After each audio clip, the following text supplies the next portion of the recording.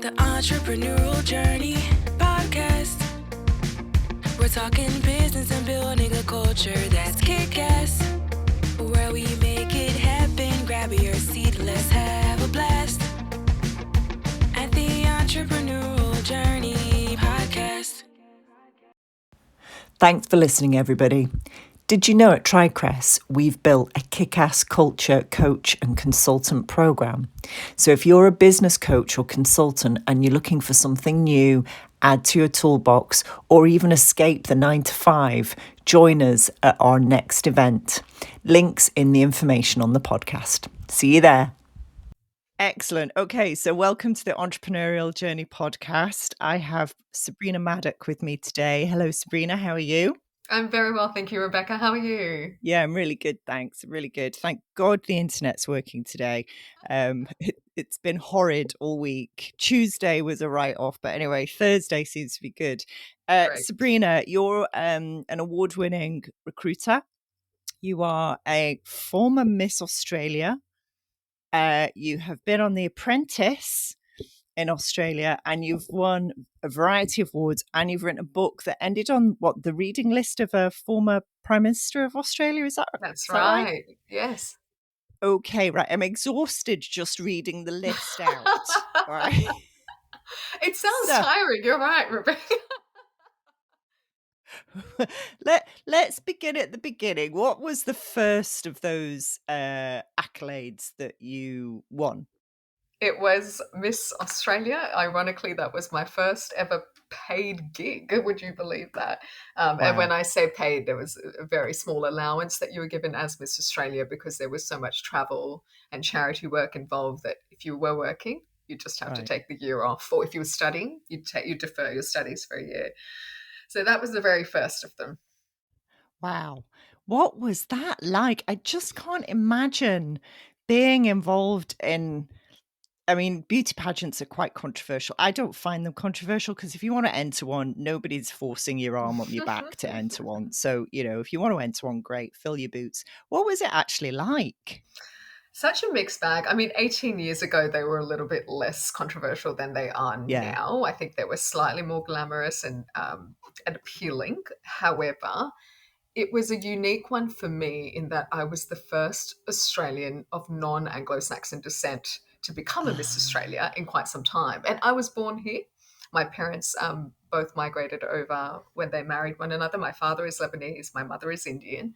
But I think that unusual ethnic background meant that a lot of the focus the media placed when they interviewed me was on that dichotomy rather than my charity work or anything like that. So one of the things that I actually did when I went to Miss World, and I actually placed third at Miss World. I was the first Australian in 20 years. Yeah, it was incredible. I'll talk to you about that experience. Miss World was just incredible. But when I came back, having placed third, the first phone call I got from a journalist was about a Muslim sheikh that had made some really inappropriate comments about women being unclothed. And they were like, "You come from a Muslim background. What's your take on this?" And I'm like, I just came third at Miss World. Like, what more can I do to please the Australian media and have them talk to me as a representative of our country? You know what I mean? So that's when I decided to sit the Mensa test. So, you talk about the accolades and what order they came in. I was like, maybe if I presented as a really intelligent beauty queen, that would give them something else to talk about. And it did. It actually diverted their attention for a little while, which was great. But yes, so unusual for me. Yeah, the pageant world was not a simple, glamorous entry into the world of entertainment for me. Goodness me. Honestly, can the journalists can they just not be more creative? Really? I don't know what's behind that. Who trains these people? Anyway, let's not... There's some very good ones out there. Let's not tar them with the same brush. Okay, so you did the Mensa test, and you're super clever as well, which you already knew, but somehow you had to prove that to everybody who just assumed that you can't be drop dead gorgeous and intelligent. Like, why not? Great question, Rebecca. I think that there's this faulty logic that people, I mean, not faulty at all, actually, is a fact that people who are generally considered more attractive will get things easier in life. And so I think that people equate that easy path with, I don't have to try as hard on the mental acuity side of things. They just think, Yeah. I probably don't have to work as hard at school. I'm not going to place a lot of emphasis on learning and studying and all the rest of it, because I'll get things another way. And maybe that's where that difference comes. Maybe. Yeah. Yeah, maybe that's it. Maybe that's it. Okay, so then what came next? Was it The Apprentice? Oh, your picture has disappeared, Sabrina, Oh, which is no. a real shame. There, How you're are we? back. Okay. You're back. We Didn't shouldn't have touch talked about the anything. internet gremlins. Did The Apprentice come next? Yes, The Apprentice was about 3 years after. So I Okay. returned to my studies in between. And then I got approached by someone from a casting agency, and they said, "We loved you as Miss Australia. Like, would you consider going on the very first season of Australian Apprentice?" And I said, "You Ooh. know what? Yes, because this will show myself what I can do in the corporate space. It's a complete departure from the entertainment world." Yeah. And I, again, God, that was interesting. So I have a hearing impairment. That's one of the reasons that I've done so much in the disability inclusion space in the last 6 or 7 years. And they knew it. The producers knew it as I went into the big bad world of reality TV on The Apprentice. And unfortunately, because I didn't disclose that on the show, I just told them behind the scenes. They did a lot of editing to make it look like I was stupid when I misheard things instead of that I was just mishearing things. So from a being on the show perspective, it was incredibly eye-opening. I got to meet a lot of different, top of their game entrepreneurs in Australia. I was the only project manager to win 100% of the challenges that I led. So there was a lot of, yes, Sabrina, well done. Like, you can do this. You've got the goods. But then obviously in post-editing and watching the show, there was a lot of heartbreak for me. So that was the hard part. That's sad. And I know people who've been on things like Dragon's Den here in the UK. Yes. Shark Tank in the US. Yes. What's it called in Australia, by the way? Shark Tank as well. Is it? Right. Yes. Okay. And they said it's just so edited. Yes. I mean, you're just not seeing what really happened at all. And it was years ago. I spoke to a couple of business partners, and they'd been on Dragon's Den, and they went, "Oh, honestly, it's the biggest load of twaddle you've ever come across." They didn't use that word; they used a slightly stronger word. Did they say why? Yeah, because they said, "Look, we did 3 hours of filming for like a 4-minute slot." Yes, fair. That's normal. Yeah. And they picked up on, like you say, all the mistakes they made, the things they couldn't remember, which were a tiny fraction of the whole presentation, which actually went really, really well. Yeah. And they just went, "Do you know?" And then I met a couple of guys who said, "We used it. We knew we were not ever going to take any level of investment, but we had our website set up to cope with the massive influx of traffic. We just used it for exposure." I had more respect for them to turn the tables on the media. Yes, absolutely. They're like, "Well, we're on television. If people like the sound of the product, even if we stuffed up the presentation, they're going to come and purchase anyway." So very clever. Definitely, very clever. Definitely. Okay, so after The Apprentice, what happened? What was the fallout from that? I realized that the corporate world was fascinating to me, and I thought, yes, I definitely want to go down the brains v beauty route if I had to pick one of the two. I fell into a food technology sales role. So I was selling marketing technology to restaurants, and being a massive foodie, that was the dream entry level job, because I got to eat at many of the restaurants that I was selling to, and I got to know some of the best food in Sydney. Win-win. I don't think you can come have Lebanese and Indian heritage without being a foodie. You are spot on. I will never be one of those people that can like restrict themselves diet-wise or anything like that. I just love food, have from a young age. Very lucky in that my mum is also an excellent cook. So it's in the blood. You're absolutely right, Rebecca. So I was in food technology sales. I ended up doing well enough that the guys that ran the business said, "We'd like you to start training salespeople under you. So we'd like you to start hiring a sales team. And in doing so, I started to interview candidates. And in the interview process, some of the candidates which were coming through a recruitment agency complimented my interview style to the recruiters. And the recruiters actually picked up the phone to me and said, "Hey, Sabrina, we know you're in sales, but recruitment is sales. You're a good interviewer. Would you consider shifting into recruitment?" And I was like, God, it didn't even occur to me. Like, I'll come in to meet you guys and, say hello and understand what it's all about. And they won me over. So I jumped ship to try the big bad world of recruitment. And 11 years on, here we are. It worked. You're still there. Well done. I started my career in recruitment. No way. How was that? How does one start their career in recruitment? I feel like everyone falls into it at some point. Well, do you know, I would think I'm one of the few people who actually applied for a job in recruitment. Wow. Yeah. It was back in the day when people still had newspaper ads. So that's how long ago it was. But I had been working when I graduated. I worked for a bunch of management consultants for the British Railways. And I loved what they did. And they had the word consultant in their job title. Yes, which sounds so fancy and sophisticated, doesn't it? It really does. And I thought, I want to be one of those. I want to be a consultant of some kind at the age of 21. I thought this sounded amazing. So I saw the job for recruitment consultant and I only applied because it had the word consultant in it. I love that so much. And then they met you and they were like, she's a ray of sunshine. She speaks beautifully. She's intelligent. Win, win, win. Let's get her in. Well, I couldn't believe they were going to pay me to talk on the phone all day. Right, that's literally what I spend my teen years doing, just talking on the phone, and you're going to pay me. Okay, then. And fast forward to now, we're still speaking to each other professionally, Rebecca. We're still doing it. I know. I don't know about you, but I have to have honey in my herbal tea because I talk so much. But anyway. Yes. I'm a milk and honey girl, so I get it. Yeah. So you took to recruitment like a duck to water. And then when did you go out on your own? 2.5 years ago. Okay. So it was, the pandemic had just started to ease up. Companies had just started hiring again. I was in a very high pressure job as the global head of talent for the second biggest wine company in the world. Wow. And I had staff in the UK and staff in Australia. So I was basically working double shifts. I was working Aussie hours to look after my Aussie team. I was then on until about 11 p.m. my time to look after the UK team. And my husband, who was also a recruiter at the time, he was my boyfriend. Was he fiance yet? No, he was just my boyfriend at the time.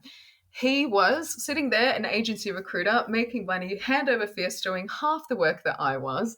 Yeah. And I'm looking at him, Rebecca, going, oh, God, I miss agency days. I started my recruitment career as a... Thanks for listening, everybody.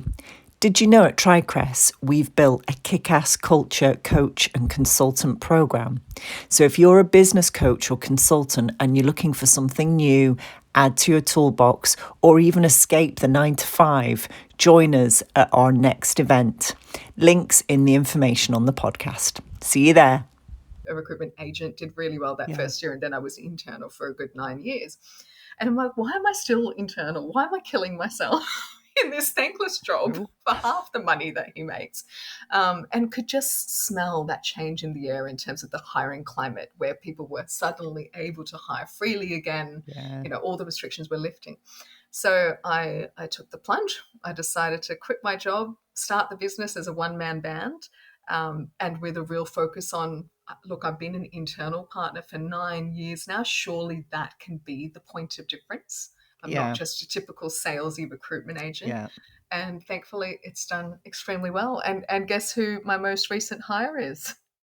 Your husband. Yes, indeed. I did my research and went, okay. Exactly right. So it's a two-man band now. That's great. I love that. It's amazing. And it's a great, I was in it for 15 years. I really, really enjoyed it until the point I didn't enjoy it anymore. And that, was for a huge variety of reasons. And what did you pivot to afterwards? Coaching and consulting. Okay. So which is what you do best now, right? Yeah. Yes.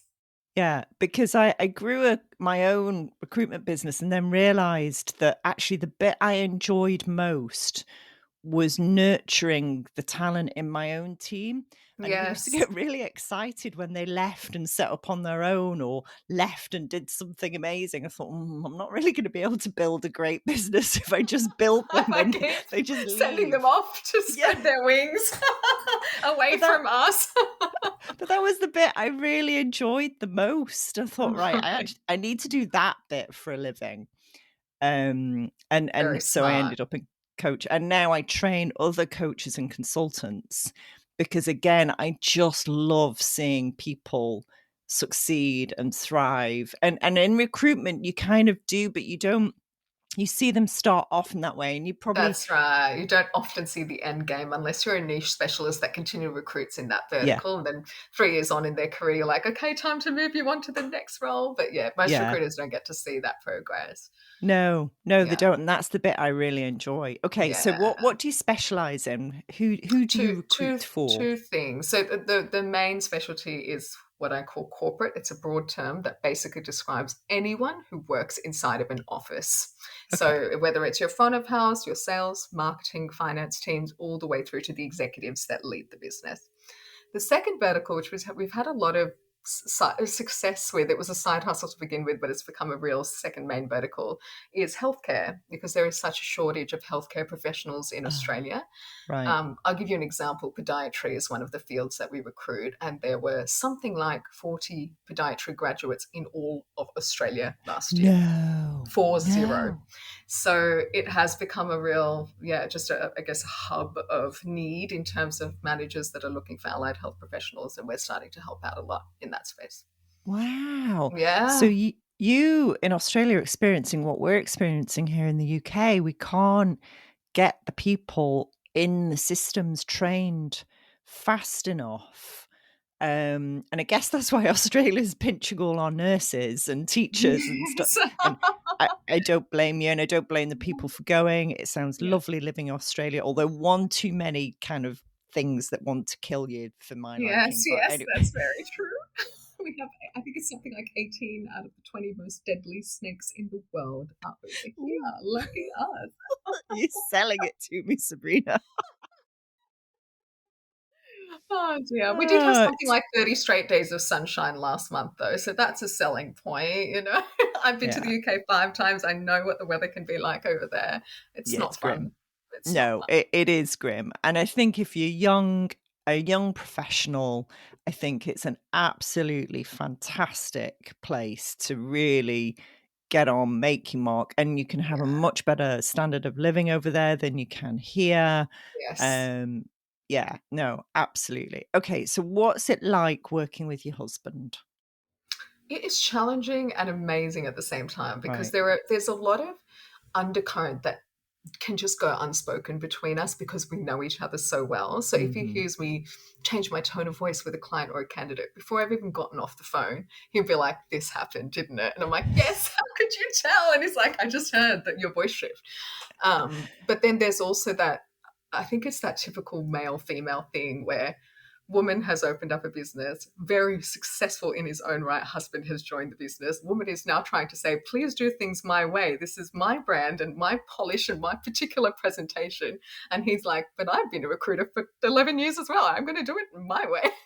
So there's that clash, that husband to wife clash where we're like, how can we just see eye to eye on the execution of the polish? He does his way, I do my way. But I mean, it's quibbly, it's small things, you know what I mean? In Yeah, terms of the general direction of values that we have, thankfully very aligned. Otherwise, I never would have brought him into the company. yeah, yeah. Yes. As long as the values are shared and aligned, you Yes. find everything else, as you say, will work its way out in the wash, definitely. Where are you going to take it, Sabrina? What are the plans for the business? It's an unusual one. I'm part of a business networking group called the Club of United Business here in Australia, and we had a networking circle recently where everyone around the table said the same thing. What's their vision for the business? Where are they going to take their own company? And the first 6 people in front of me all said expansion, scaling up, growth, expansion, scaling up, growth. And it came to me, and I was like, lifestyle. Am I allowed to say lifestyle? You are. You are. And the group leader Absolutely. was like, yes, of course, finally a lifestyle business. And I said, yes, like truly the whole point of not having hired reams of staff under me, even when I had too much demand to cope with, was because I didn't want to tie myself back into that routine of the 9 to 5 and leading Yeah. others and having to be in the office all the time. And I just cherished the flexibility and autonomy that came with running my own show.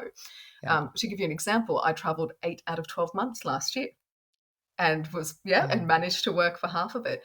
So that to me is just invaluable. You cannot put a price tag on it. And I'll take that and perhaps smaller earnings, but really making the most of those earnings Yeah. over a huge, profitable, multi-franchise recruitment conglomerate. Does that make sense? It makes perfect sense. Yeah. Had that option been open to me, I think I might still be in recruitment. Yeah. We Yeah. closed the business in 2008, so really nobody was doing Zoom. Nobody was doing. Yeah. There were one or two people who might have done. I mean, we didn't even have cloud servers. We still had physical servers. So if you work from home, you had to be able to log into the server in the office and things like Right. that. So it was fiddly and awkward, and there were security risks and things like that. So, but I got to the point. I hear you. I mean, our model for bringing coaches on is an event which is called the Escape 9 to 5, because that's the thing that I resented most about my own business, was that I had to be there 9 to 5, and it was my Yeah. business. It's like I don't like being Yeah. anywhere You're like, how between am I nine a and five. slave to my freaking business right now? Yeah, Yes, I get it. I get it. I I totally get actually it. quite like, if I want to start at 10, I'll start at 10. And if I don't want to start until midday, I won't start until midday, and I'll still get the Absolutely. work done. That's Yeah, it. I find yeah, myself so much more productive because A, obviously you're going to work harder for yourself, but B, I'm yeah, doing it at my pace, and my pace is yeah, extremely efficient and productive when I'm turning on at the right moments and then switching off and taking my rest when it yeah, suits me. yeah, Yeah. absolutely. So what was Yeah. the book you wrote? It was a co-authorship of an anthology called Growing Up Muslim, Coming of Age in Australia. And so my chapter was the mishmash Muslim, because even though I was brought up Muslim, and I'm doing it in quotation marks, I know you can't see me on camera, but doing quotation marks, I was brought up Muslim by my Lebanese Muslim father. He also said to me, Sabrina, it treat it as a guideline. God is not going to judge you on which direction you pray in, or if you wash 5 times a day, or if you do or don't eat pork. He's going to judge you on your interactions with other people, how generous you are of spirit and with what you have. And so I was brought up not really practicing Islam. I was Mm, just Muslim by name, if that makes sense, yeah, and was very modest. Like I would raise a glass of champagne on my 16th birthday, for example, where that was supremely frowned on by others in the family. And therefore, I was the mishmash Muslim that then became a beauty queen, which is, again, hugely like a big, big no-no in the religion. yeah. The Dancing worst thing around you on could stage in a possibly have done. swimsuit, absolutely not, right? But, to be fair, to be very fair to the Islamic community in Australia, not once did I receive any form of criticism or backlash. No religious leaders got up and said, what the hell is she doing? Get her off the Mm, stage. She's an embarrassment. Nothing at all. good. Although I did have some journalists use me as a scapegoat in that sense, where they would write an article saying that the Islamic community have said bad things about me and quote me as, having said that they'd said it, and just Right. awful, awful things. But no, thankfully, I never actually experienced any of it myself. I think your father has some very solid and sound advice for Yeah, anybody yeah, of any belief system or of no belief system at all.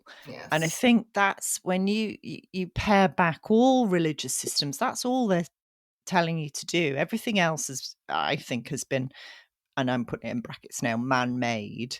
I All the other completely agree. laws, yeah, Yes. are totally made up. Yeah. Um, probably going to get cancelled 7 billion times over for saying something like that. But anyway, I don't care. I don't think We you will. I don't think have you're any gonna get the opposite sponsors. of cancelled. I think that's actually a really normal and popular opinion. I mean, just by nature, ritual is something that man has created in order to embody some sort of emotion or spirit or Yeah. connection to greater. And religious practice is all about ritual. What do you It eat? is. Pray? What do you say when you try to connect with the other world, right? It's all about that man-made connection point that we're trying to find to better, to better ourselves. But I agree with you. I think at its heart, all religion really teaches that the true bettering of yourself is in conduct and your behavior and your actions. Yeah, not the It's not the ritual, and it's not, the outer packaging of the human being is relevant. It's what's on the inside that really, really counts. very, very true. And how that inside comes out in the real world and how you interact with each other. That's the only thing that matters. And for some reason, we've kind of overcomplicated things. I think humans do quite like to overcomplicate things. Yes, you're not wrong. And I don't You're know not wrong. why. I'm like, why do we have to overcomplicate? It's really simple.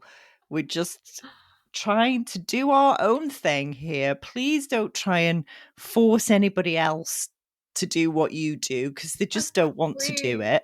Agree. There's this weird primitive innate thing that humans do where the more alike somebody is to us, the more we, of course, innately trust them because we're like, oh, this is a predictable creature. They're a lot like me, therefore they'll probably behave in similar ways to me, therefore less of a threat, less unpredictable.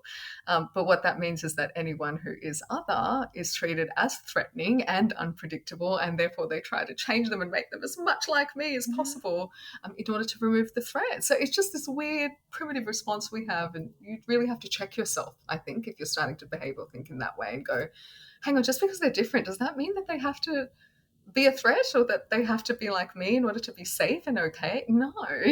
There's actually a really good exercise that we do in when we talk about recruitment and how to make it more diverse and inclusive with leaders, and it's called the Circle of Trust. And we basically ask leaders to write down 6 names, the 6 people that they are closest to in the whole wide world who are not family or significant other. Okay. And once they write those 6 names down on a piece of paper, we give them about 5 or 6 categories that they have to tick off next to. And it will be things like their education, their age, their ethnicity, their gender. And if it's the same as yours, tick, tick, tick. And what they find is that as they go through their circle of trust, their 6 closest people, there are a lot of ticks on that page. There's a lot of similarities there. And what we say to the hiring managers or the leaders at this point is, now you can see that the people that you trust just in your personal life away from the professional sphere are mostly a lot like you. And what that means when you go into the hiring space is that people you will trust without even knowing why, when you talk about gut instinct, I just like them or I just didn't like them, it's going to be people that share things that are similar to you. That's just how your brain operates. Yeah. And so we have to try and break you of that cognitive bias, that misconception that you probably don't even realize you're doing. A really handy exercise. That's a great exercise. And I think the thing to point out is it doesn't make them bad people. It just makes them human beings. Absolutely. That's just our basic psychology. So it's about mastering it. Yeah. Yeah. One of the things years ago, they changed how they auditioned people for orchestras.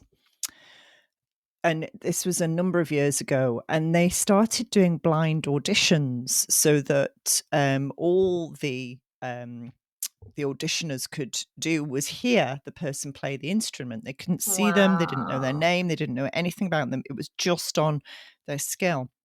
And the number of women that were hired just shot up because people weren't seeing them. They were just hearing them. So that unconscious bias comes in because most of the people, the orchestra leaders, were men.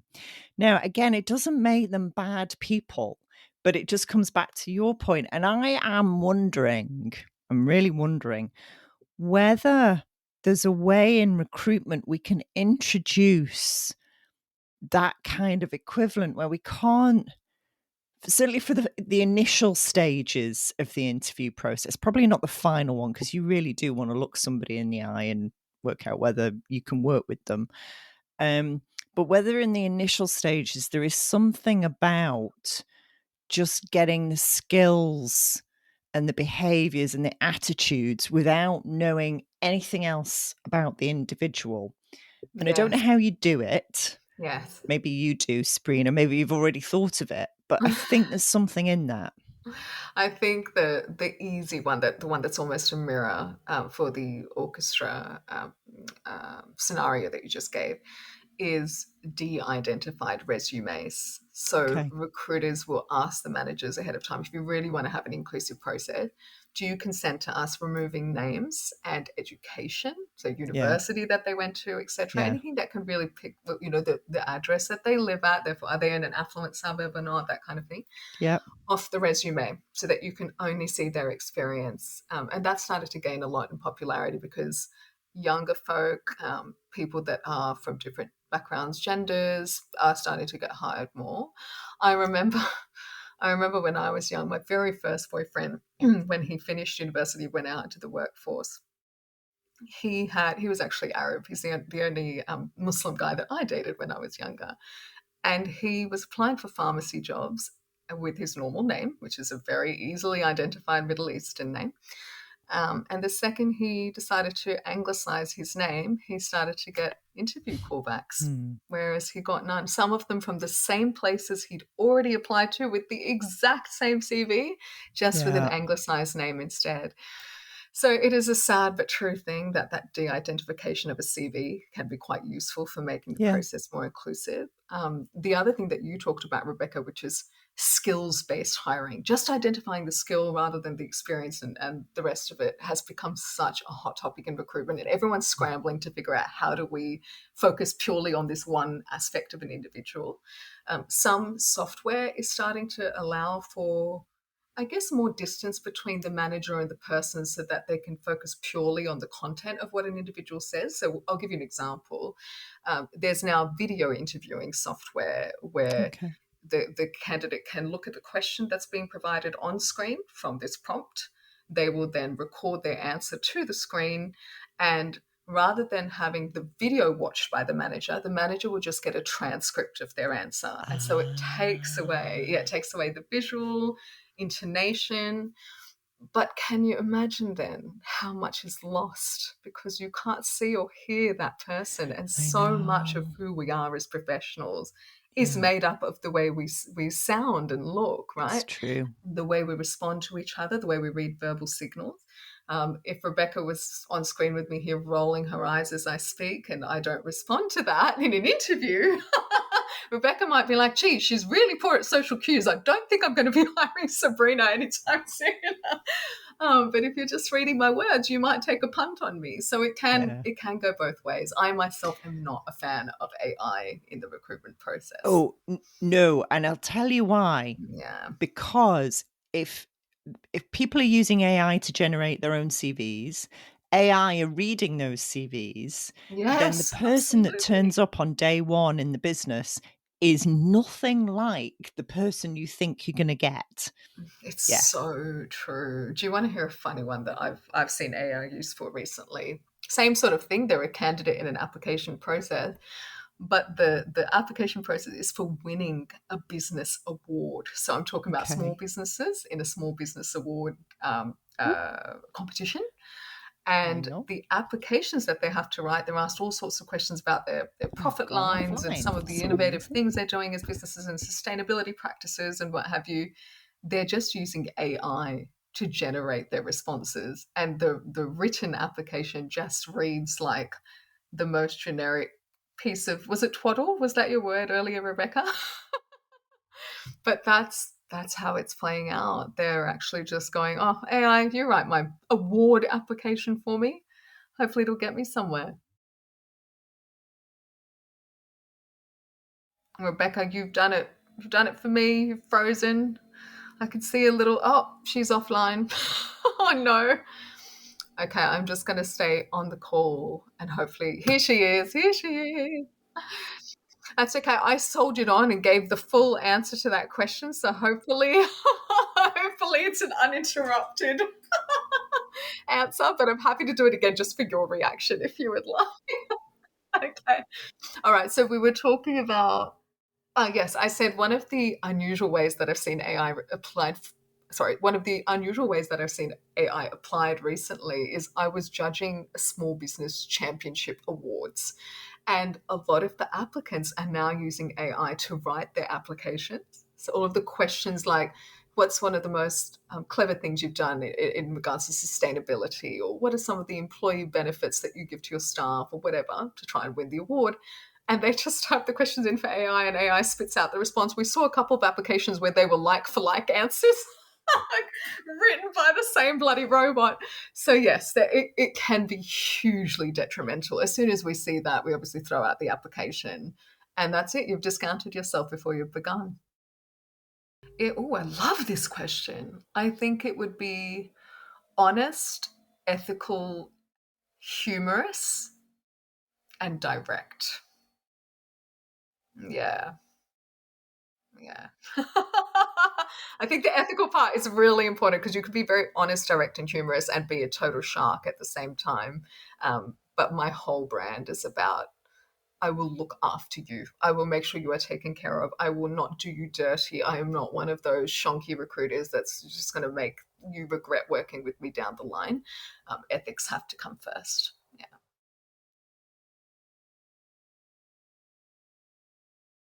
Oh, I love that. Yes, I love that.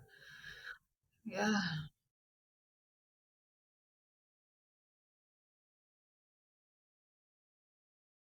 Yes. Their whole life, their whole career, their family could be affected by it. Like, yeah, I'm with you, Rebecca. That's wonderful. Don't play God. Recruiters who are listening, do not play God.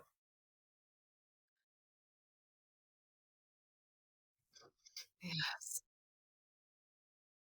Yes.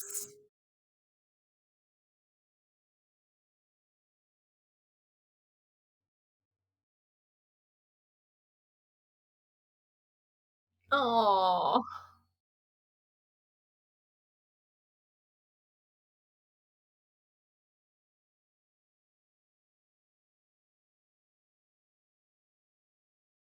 I agree.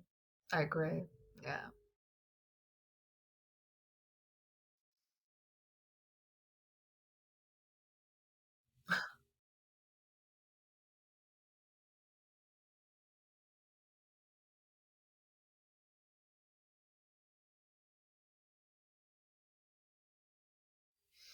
I think mine is to break stereotypes and misconceptions. I'm a woman of color that came from a very minority, what's considered to be quite a fanatical religion, who now is agnostic, who has two types of disability, um, is as clever as I am beautiful, if you can call that a thing. I hate saying things like that. As women, we're taught not to talk positively about ourselves, but why shouldn't I? Why not, right? Yeah, yeah. But when you look at that combination of things, I think people do struggle. And on top of that, I'm a total geek. I love board games. I play Dungeons and Dragons and just a total nerd. Um, and it's hard for people to reconcile all of those things. So yeah, maybe it's to break down those prejudices and stereotypes that people have, and help them see people in a new way.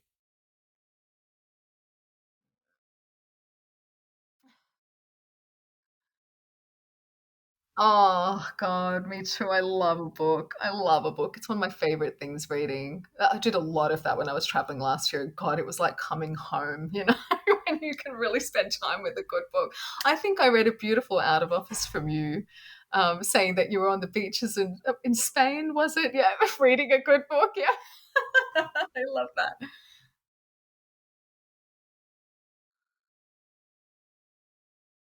Yeah, yeah.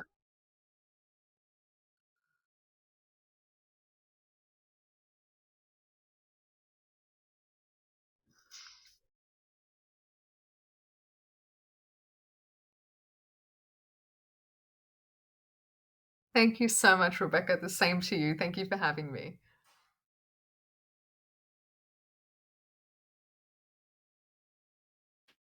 Interviewing Richard Palmer is a bit of a whirlwind. He wants to keep politics out of the workplace.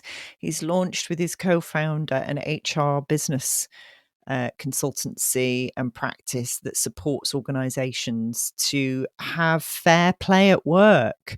We get a little bit political, or try to not get political in this podcast, because we want to keep it out the workplace. Really interesting. They've had exposure on GB News. It's a business that's going places, and we got hold of Richard just 6 weeks into launching the business. Have a listen.